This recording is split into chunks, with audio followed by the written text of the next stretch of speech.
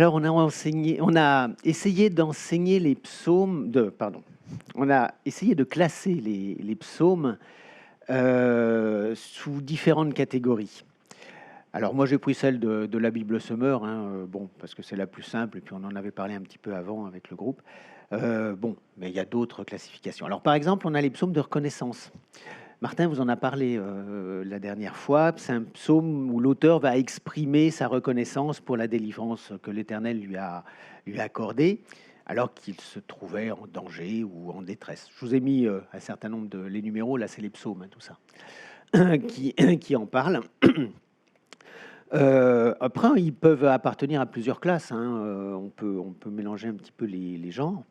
Il y a les psaumes de louange, par exemple. Alors Thomas, oui, là il est parti, mais il nous en parlera au mois de janvier, et qui célèbre l'Éternel. Alors pour ce qu'il est, pour son œuvre, pour ses bienfaits, pour ses attributs, comme on a pu le voir tout à l'heure. Il y a les psaumes d'instruction. Alors là, on va en voir un aujourd'hui qui évoque la manière de se conduire dans la vie, ou l'attitude à avoir en diverses circonstances. Il y a des psaumes d'humiliation. Alors, je vous en parlerai en décembre, et l'auteur va confesser ses péchés, va demander pardon à Dieu, va exprimer sa reconnaissance pour le pardon, sa reconnaissance, oui, pour le pardon qui lui a été attribué par Dieu. Il demande à être délivré d'une situation et la détresse, souvent due à sa faute. Et puis, il y a des psaumes royaux qui, eux, portent sur le sujet du roi, proprement dit, le juste exercice du pouvoir, par exemple, des menaces qui sont sur le roi ou délivrance accordée par Dieu. Les psaumes d'imprécation, ça, Guy vous abordera le sujet au mois de novembre, fin novembre. C'est l'indignation face au mal. C'est un sujet qui est un peu compliqué, parce que quand on voit ça, il y a une vraie rébellion, il y a une vraie, on est face à la souffrance qui est infligée, et puis le psalmisme demande un petit peu de se venger, quoi, mais il demande à Dieu de le faire, et c'est particulièrement intéressant. Et puis, il faudra le mettre en parallèle avec le Nouveau Testament, où on voit que on doit pardonner au prochain. Et donc, voilà, c'est intéressant de les mettre en parallèle. Alors, je vous ai dit que je partais sur la Bible. Aujourd'hui, j'ai pas utilisé d'autres références. Sur les Bibles d'études, il y a deux types de Bibles. Il y a la Bible classique avec juste quelques petites annotations. Puis vous avez des Bibles qui sont un peu plus lourdes, un peu plus grosses, dans lesquelles vous avez beaucoup plus d'explications. C'est pas mal à avoir. Si un jour vous dites j'en achète une, peut-être qu'une Bible d'études sera plus pratique, mais c'est plus lourd, c'est plus gros, c'est moins pratique. Voilà. Et puis pour ceux qui arrivent à mon âge, donc je suis le seul, bien évidemment. Vous savez que vous avez des gros caractères aussi, des bibles à gros caractères. C'est un cadeau qui est pas mal pour les générations plus âgées. C'est exactement le même texte, c'est juste que c'est mis en page différemment. Je vous signale que pour Noël, ça fait des cadeaux à moins de 50 €, ce qui est pas mal. Bon, ça va, j'ai mon lot. Alors, aujourd'hui, je vous parle du psaume 15. Et on va essayer de faire le lien entre le psaume, un psaume de David, jusqu'à Jésus. C'est un psaume d'instruction, et puis on va mettre encore à peu près 25 minutes pour aborder le sujet. Alors, on va commencer par une question, parce que je sais qu'à cette heure-ci, vous avez tous envie de dormir. Je ne suis pas le seul, merci. Henri III, ça vous dit quelque chose? Ce qui s'est passé pendant le règne d'Henri III? Eh ben ouais, vous êtes tous comme moi. Moi, jusqu'à il y a une semaine, j'étais à peu près comme vous. Si je vous dis 1574, ça vous dit quelque chose? Alors, pour compliquer les choses, je sais qu'Henri III a été roi de France, mais il a aussi été roi de Pologne. Ça, j'ai appris ça, mais je me demandais comment c'était possible, mais oui. Il était roi de France de 1574 à 1589 et de Pologne sous le nom d'Henri Ier, du moins Henrik, de 1573 à 1575. Bon, ça vous dit rien. Et qu'est-ce qui s'est passé d'important pendant son règne? Ouais, bon, on en est tous au même point. Je l'étais comme vous. Eh ben, je vais vous dire un truc qui est bizarre, c'est qu'il y a un moment où c'est rien passé, mais absolument rien. Il y a 10 jours qui ont été effacés. Alors, je vous explique. Du 4 au 15 octobre 1582, 10 jours n'existent pas. Parce qu'en fait, on va reprendre très loin Jules César, vous savez, celui d'Astérix, là, celui qui est On est en 45 avant Jésus-Christ. Ça, celui-là, on le connaît, hein, comme quoi c'est le 8e art, il est pas mal aussi. Donc le Jules César d'Astérix, qui est mort en 44 avant Jésus-Christ, en 45 a modifié le calendrier romain. Et en modifiant le calendrier romain, il a constaté, du moins les gens qui étaient avec lui ont constaté que, en gros, l'année durait 365 jours, un quart. 365,25 jours. C'est déjà super bien. Sauf que ce n'est pas exactement 365,25, c'est 365,2422. C'est pas beaucoup, hein. Mais passé 1500 ans, ça fait 10 jours. Donc en gros, en refaisant ce calendrier, à cette époque, sous le règne de ce bon roi Henri, eh bien, il y a 10 jours qui ont été supprimés, qui n'existent pas dans l'histoire. Un peu bizarre, mais voilà. Alors pourquoi je vous raconte ça? C'est parce que imaginez que vous arrivez devant Dieu et qu'il vous dise « Moi, je n'ai rien sur toi. » Je ne sais pas, il n'y a rien. Mais si, j'existe, puisque je suis... Mais je ne sais pas, je ne vois pas, ça n'existe pas. Tu n'existes pas pour moi. Vous imaginez ça? Vous imaginez le choc? Dieu qui nous dirait « Je ne te connais pas. » Alors, je ne peux pas lui avoir laissé aucun souvenir quand même. Alors, je me dis, mais qu'est-ce qu'il faut pour exister pour Dieu? Qu'est-ce qu'il faut pour lui être favorable? Qu'est-ce qu'il faut pour lui plaire? Et quel individu plaît à Dieu? Alors, je vous prends justement le psaume 15, et contrairement à ce que disent les mauvaises langues, je n'ai pas choisi celui-ci parce qu'il est plus court, c'est un des plus courts, mais si, il n'y a pas de raison de se... C'est aussi parce que je trouve qu'il est très bien, aussi. Psaume de David, on va le lire, et puis vous allez voir des choses intéressantes. Et puis, bon, on va comparer à autre chose tout à l'heure. Alors, psaume de David, Éternel, qui peut rester dans ton sanctuaire? Et qui donc peut demeurer sur ta montagne sacrée? Qui peut être avec toi, Seigneur? L'homme a la conduite intègre. Il pratique la justice. Il dit la vérité qu'il pense au fond de son cœur. Il n'insulte pas son frère. Et il ne raconte rien qui déprécie son prochain ou lui cause un préjudice. Il méprise l'homme vil, mais il honore celui qui respecte l'Éternel. Il tient toujours ses serments, même s'il doit en pâtir. Lorsqu'il prête de l'argent, c'est toujours sans intérêt. Il refuse qu'on l'achète pour condamner l'innocent. Et qui se conduit de la sorte, rien ne pourra l'ébranler. Alors, je vous propose 3 points aujourd'hui. L'homme a la conduite intègre, on verra ce qu'il fait, ce qu'il ne fait pas. Ça, c'est le psaume 15. Et puis, on était en forêt hier, et je me suis dit, mais pourquoi on ne dit pas tout ce qui est autorisé? Il y a juste un truc en disant interdit de faire du feu, je crois. Ouais, hier, ça n'aurait pas été très marrant, je ne sais pas si ça aurait été très faisable. Mais interdit de... Parce que, en fait, on voit les choses de 2 manières. Moi, j'aime bien savoir ce qui est interdit en me disant, tout le reste est permis. Alors, ce que je vous propose, c'est qu'on voit ce que l'Éternel déteste. On verra l'homme à la conduite intègre, en gros, ce qui plaît à Dieu, et puis ce que franchement l'homme, ce que l'Éternel déteste. Et puis on comparera ça avec le Nouveau Testament, avec le discours de Jésus qui s'adresse à la foule qui est devant lui et qui commence par « Heureux celui qui », et vous connaissez les béatitudes. Et puis on va comparer tout ça et vous allez voir que c'est intéressant parce que ça va nous donner des informations sur Dieu, sur moi, et puis sur la relation qu'on peut avoir entre Dieu et l'homme. Alors, l'homme a la conduite intègre. Vous voyez qu'il pratique la justice, il dit la vérité, qu'il pense au fond de son cœur, qu'il n'insulte pas son frère, qu'il ne raconte rien qui déprécie son prochain ou lui cause un préjudice, il méprise l'homme vil, mais il honore celui qui respecte l'Éternel, il tient toujours ses serments, même s'il doit en pâtir, et lorsqu'il prête de l'argent, c'est sans intérêt, il refuse qu'on l'achète pour condamner l'innocent, qui se conduit de la sorte, rien ne pourra l'ébranler. Donc en fait, si vous voulez, l'homme a la conduite intègre, il pratique la justice, il honore celui qui respecte l'Éternel, il tient toujours ses serments, il est juste, il est incorruptible. Et dans ce qu'il ne fait pas, il n'insulte pas son frère, il ne prend pas d'intérêt s'il prête à un membre de sa communauté. On y reviendra, ça. Il faut que je répète, on m'a dit qu'il fallait que je répète, comme ça, quand on partait, on n'avait plus besoin de se demander ce qu'on avait à retenir du message. L'homme a la conduite intègre, il pratique la justice, il honore celui qui respecte Dieu, il tient toujours ses serments, il est juste et incorruptible. Alors maintenant, on va regarder ce que l'Éternel déteste. Alors on va dans les Proverbes, Proverbe 6.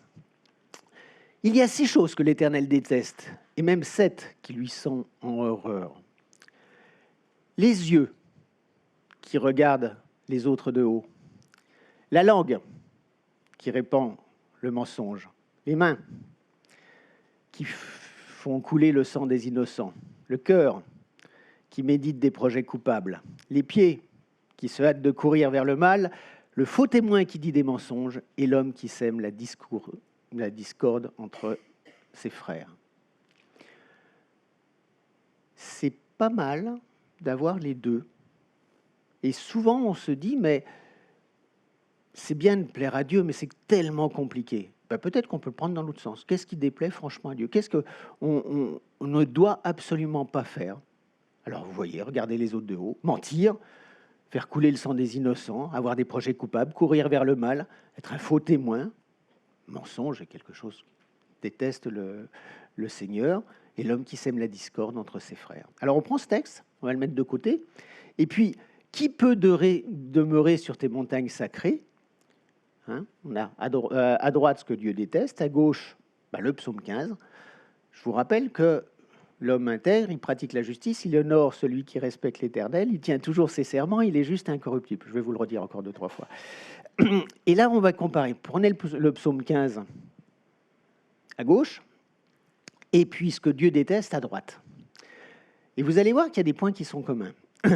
Dans les choses qui est bon pour le Seigneur, c'est cette notion de justice. Et dans ce que déteste le Seigneur, c'est les mains qui font couler le sang des innocents. C'est injustice. Si on prend le psaume 15, donc l'homme à la conduite intègre, ne raconte rien qui déprécie son prochain ou lui cause un préjudice. Il tient ses serments. Et vous voyez de l'autre côté, sur ce que Dieu déteste, combien le mensonge est présent. Et si on prend, par exemple, celui qui déprécie son prochain, dans le psaume 15, qui est quelque chose qui n'est pas appréciable, eh bien, on peut comparer avec celui qui va regarder les autres de haut. Donc, vous voyez que ces vieux textes, qui sont quand même loin de nous, un paquet d'années quand même, eh bien, ils sont très cohérents. Tout ça pour vous dire que ce soit dans les psaumes, que ce soit dans les proverbes ou dans l'Ancien Testament en règle générale, vous avez une véritable cohérence et la Bible doit être prise en entier. Alors, si elle doit être prise en entier, on va dire, il faut peut-être aller voir dans le Nouveau Testament ce qui se passe. Donc, l'homme à la conduite intègre, je ne sais pas si je vous l'ai déjà dit, mais peut-être que je me répète. Alors, il pratique la justice, il honore celui qui respecte l'Éternel, il tient toujours ses serments, il est juste et incorruptible. Alors, heureux. Heureux celui, on est dans Matthieu 5, 3, 11, on l'a aussi dans Luc. C'est Jésus qui s'adresse aux foules, il monte sur la colline, il s'assoit, les disciples sont autour de lui, et il se met à enseigner. Et il dit, c'est écrit un petit peu petit, mais désolé. Heureux ceux qui se reconnaissent spirituellement pauvres, car le royaume des cieux leur appartient. Il y a une traduction très littérale dans la Bible de Chouraki qui, plutôt que de dire heureux, dit en marche. Il y a cette notion au départ qui est vraiment intéressante dans le terme. La traduction française permet assez peu d'aborder le sujet. Et évidemment, c'est heureux, mais il y a une notion de dynamique. C'est-à-dire qu'on n'est pas juste béat, ça engendre quelque chose par derrière, il faut l'appliquer en gros. Alors, heureux ceux qui se reconnaissent spirituellement pauvres, car le royaume des cieux leur appartient. Heureux ceux qui pleurent, car Dieu les consolera. Heureux ceux qui sont humbles, car Dieu leur donnera la terre en héritage. Heureux ceux qui ont faim et soif de justice, car ils seront rassasiés. Heureux ceux qui témoignent de la bonté, car Dieu sera bon pour eux. Heureux sont dont le cœur est pur, car ils verront Dieu. Heureux ceux qui répandent autour d'eux la paix, car Dieu les reconnaîtra pour ses fils. Heureux ceux qui sont opprimés pour la justice, car le royaume des cieux leur appartient. Heureux serez-vous quand les hommes vous insulteront et vous persécuteront, lorsqu'ils répandront toutes sortes de calomnies sur votre compte à cause de moi. Oui, réjouissez-vous alors et soyez heureux, car une magnifique récompense vous attend dans les cieux, car vous serez ainsi comme les prophètes d'autrefois. Eux aussi ont été persécutés avant vous de la même manière. Pareil, on met ces béatitudes sur la droite. On se rappelle, je l'ai peut-être déjà dit, que l'homme à la conduite intègre pratique la justice, honore celui qui respecte l'Éternel, tient toujours ses serments, est juste et incorruptible. Et donc le psaume 15 sur la partie gauche de l'écran. Et vous voyez que la justice apparaît dans les deux cas. C'est-à-dire que ce soit dans ce vieux texte de l'Ancien Testament des psaumes, ou que ce soit Jésus qui reprend le sujet, dans les deux cas, la notion de justice est quelque chose d'essentiel pour Dieu. Alors, il pratique et dit la vérité, il tient toujours ses serments. Je l'ai associé à ceux dont le cœur est pur. C'est pas exactement pareil. Moi, ça me fait ressentir la même chose. Juste pour vous dire combien il y a des points qui sont communs dans toute la Bible. La Bible, c'est, j'allais dire, un peu comme une cathédrale où on peut rentrer par plein d'endroits, et même à la limite par des endroits qui sont quasiment cachés et qu'on ne connaît pas. Donc, vous pouvez rentrer par n'importe quel bout, mais par n'importe quel endroit par lequel vous rentrez, vous allez trouver Jésus. Il faut un petit peu chercher parfois. Dans l'Ancien Testament, c'est parfois compliqué de se dire, mais ça parle de Jésus. Il faut faire cette gymnastique de se dire que oui, toute la Bible amène à Jésus, qui est notre Sauveur. Et c'est vraiment un point qui est essentiel. Donc, que ce soit dans l'Ancien Testament, avec les psaumes ou les proverbes, que ce soit dans le Nouveau Testament, avec un discours de Jésus, tout ça se retrouve. Il ne déprécie pas son prochain, et dans les béatitudes, on a « heureux ceux qui répandent autour d'eux la paix ». C'est vrai que c'est un point qui est essentiel et dont qu'il faut avoir en tête. Alors, qu'est-ce que ça me dit tout ça? Qu'est-ce que ça me dit sur Dieu, sur moi, sur la relation entre Dieu et l'homme? Alors, sur Dieu, qui se conduit de la sorte, rien ne pourra l'ébranler. On a véritablement un mode d'emploi. Si vous respectez ce que le Seigneur vous demande, vous serez stable. Vous serez bien dans vos bottes et vous pourrez affronter votre vie.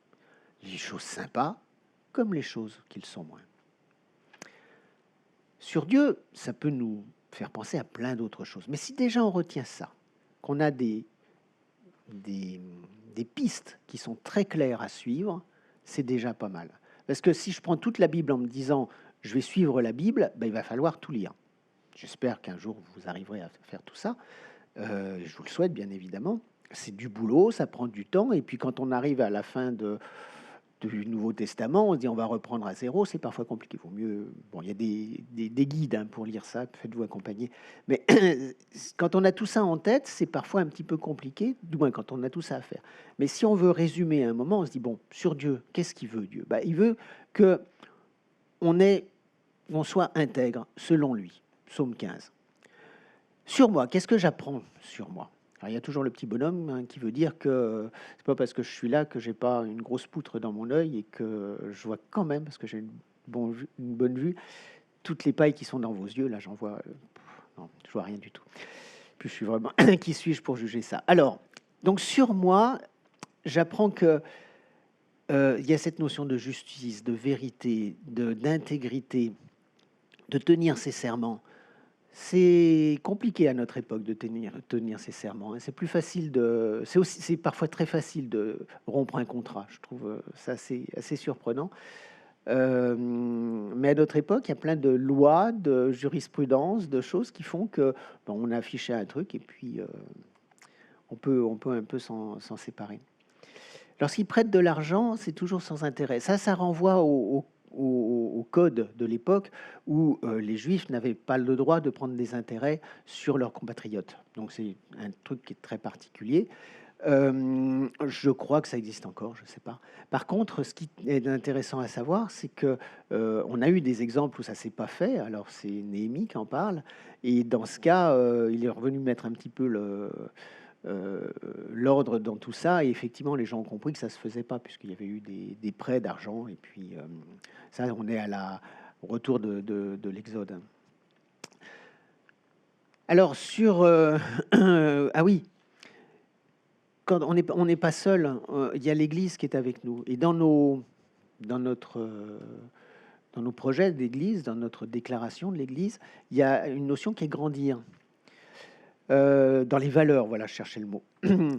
Chaque chrétien a pour objectif de progresser dans la foi et dans la connaissance de Dieu pour grandir avec Dieu. Et nous formons ensemble et individuellement afin de mieux connaître les Saintes Écritures. Nous nous formons ensemble. Donc, on a besoin de chacun, on a besoin des autres, on a besoin d'un certain nombre de personnes pour être ensemble et pour pouvoir travailler ensemble à grandir pour Dieu. Et en fait, pour être intègre, pour pratiquer la justice, honorer celui qui respecte l'Éternel, tient toujours ses serments, est juste et incorruptible. Et sur la relation entre Dieu et l'homme, je vois que dans le psaume 15, honorer et respecter l'Éternel est un point qui est important. Et je crois qu'il n'est pas concevable, quand on a vu tous les attributs de Dieu tout à l'heure, de ne pas remercier, louer, mais se sentir véritablement faible et dépendant du Seigneur avec tout ce qu'il nous apporte et toute sa grâce. Et de savoir qu'il nous garde, qu'il nous protège, qu'il nous guide. Et donc, cette relation très, très serrée entre Dieu et l'homme ne dépend que d'une chose, c'est de notre volonté de la tenir. Dieu, il est là, il est présent, il nous accepte, il nous tend la main, à nous de la prendre, à nous de la garder, et puis à nous de le suivre. Alors Dieu nous a donné la Bible, sa parole, pour essayer de le comprendre, pour l'approcher, savoir ce qu'il attend de nous. Et encore une fois, Jésus est au centre de la Bible, au centre de l'Ancien Testament. Et quand on le lit avec cette optique, on voit les choses un petit peu différemment.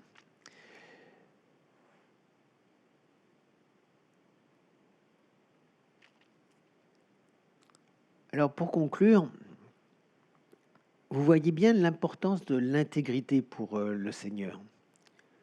Et dans notre monde, c'est vrai que c'est un petit peu compliqué et que parfois, c'est difficile d'être intègre. Ou c'est difficile de faire comprendre qu'on veut être intègre. Souvenez-vous des critiques faites par Dieu aux pharisiens. Jésus, n'accepte pas un certain nombre de choses. Et en particulier les rituels par rapport à la vie. Quelqu'un qui fait des rituels super bien et puis qui vit de façon aberrante, ça ne plaît pas à Dieu. Dans Luc 11, Jésus dit « Vous, pharisiens, vous nettoyez soigneusement l'extérieur de vos coupes et de vos plats, mais à l'intérieur, vous êtes remplis de désirs de voler et plein de méchanceté. » Ça ne sert à rien d'essayer de faire des trucs super bien. Alors, dans la loi, il y avait effectivement plein de recommandations sur la vaisselle, sur les ustensiles utilisés. Et ça, c'était parfait, il n'y avait rien à dire. Par contre, le cœur de l'homme est tordu. Et essayons d'éviter ce genre de choses. Essayons d'être aussi chrétiens quand on est en dehors, dans la semaine, quand on n'est pas à l'église, que quand on est tous ensemble. De vivre avec nos valeurs et de les montrer, sachant toujours que ce qu'on voit de nous, en fait, c'est la manière dont on vit, plus que ce qu'on a dans la tête. Alors, je vous propose de relire le psaume, là, et puis on va se prendre une minute de silence pour que vous puissiez voir comment vous pouvez l'intégrer dans votre vie, comment vous pouvez vous positionner par rapport à ça. Puis s'il y a des questions d'autre chose, il y a tout le temps de café pendant lequel on pourra échanger. Psaume de David. Éternel, qui peut rester dans ton sanctuaire? Et qui donc peut demeurer sur ta montagne sacrée? L'homme a la conduite intègre. Il pratique la justice et il dit la vérité qu'il pense au fond de son cœur. Il n'insulte pas son frère. Il ne raconte rien qui déprécie son prochain ou lui cause un préjudice. Il méprise l'homme vil, mais il honore celui qui respecte l'Éternel. Il tient toujours ses serments, même s'il doit en pâtir. Lorsqu'il prête de l'argent, c'est toujours sans intérêt. Il refuse qu'on l'achète pour condamner l'innocent. Qui se conduit de la sorte, rien ne pourra l'ébranler. L'homme à la conduite intègre pratique la justice, honore celui qui respecte l'Éternel, tient toujours ses serments, est juste et incorruptible. Je vous propose une minute de silence.